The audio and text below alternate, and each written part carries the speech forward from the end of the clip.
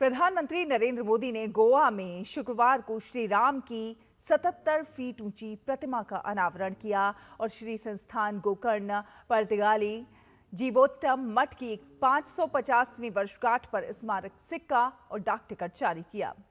श्रीपाद वडेर स्वामी ने कहा कि प्रधानमंत्री वही कह रहे हैं, वही कर रहे हैं जो हमारे वेदों में लिखा गया है, धर्मशास्त्रों में कहा गया है।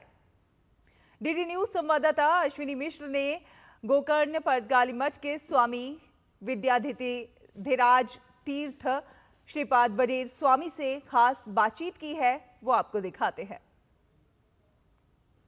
प्रधानमंत्री जी यहाँ पर थे, उन्होंने 9 आग्रह किए, समूचे देश से 9 आग्रह उन्होंने किया। किस तरीके से भारत के विकसित होने का एक रूपरेखा उससे तैयार होती है और सबका अंशदान भी उसमें आवश्यक है। मठ के अत्यंत संबंधित भी है जल संरक्षण करना, पर्यावरण का संरक्षण होना, आहार का संरक्षण होना। जिन्होंने श्री धान्य, जो हम श्री धान्य करके श्री अन्न बोलते हैं, मिलेट्स करके कहते हैं, तो उसका उन्होंने जिक्र किया है। मेडिटेशन के बारे में जिक्र किया है, योगासन के बारे में जिक्र किया है। ये सभी है ना हमारे मतलब हमारे परंपरा में भी ये सब कुछ उपयोग में है और अभी इसी को ही हम आगे बढ़ाने का भी हमारा सोच है।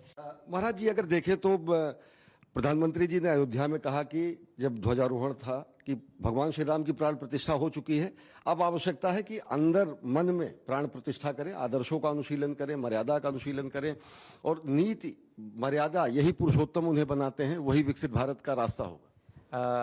जैसे उन्होंने कहा और यहाँ पर जो हो रहा है वो दोनों ही मैच हो रहा है। फॉर एन एग्जाम्पल, अभी जो रामायण थीम पार्क है उसका जो नाम है उसको हमने आदर्श धाम दिया है। तो हमने हमारा सोच ये है कि लोग राम जी के आदर्श पे चले और जब हर घर में राम राज्य होगा तो ऑटोमेटिकली संपूर्ण भारत भी राम राज्य हो जाएगा। रामराज की जो संकल्पना है वो कहीं ना कहीं आगे बढ़ती हुई दिख रही। 2 साल पहले ही रामलला जी का प्रतिष्ठापना हो गई है और आगे भी अभी अनेक जगह पर भी राम मूर्ति की प्रतिष्ठा होने वाली है। पर्तगाली में अनावरण हुआ है, कल देश भर में भी राम जी का मूर्ति का प्रतिष्ठापन होने की सोच है। प्रधानमंत्री जी ने यह भी आग्रह किया कि आध्यात्म, सेवा और साथ ही साथ विकास, ये तीनों त्रिवेणी अगर बहेगी तो विकसित भारत का संकल्प और तेजी से होगा। सभी का यही सोच रहेगा कि भारत एक विकसित देश हो जाए और 2047 जो है 100th ईयर ऑफ हमारा स्वतंत्र दिन का 100th ईयर होगा।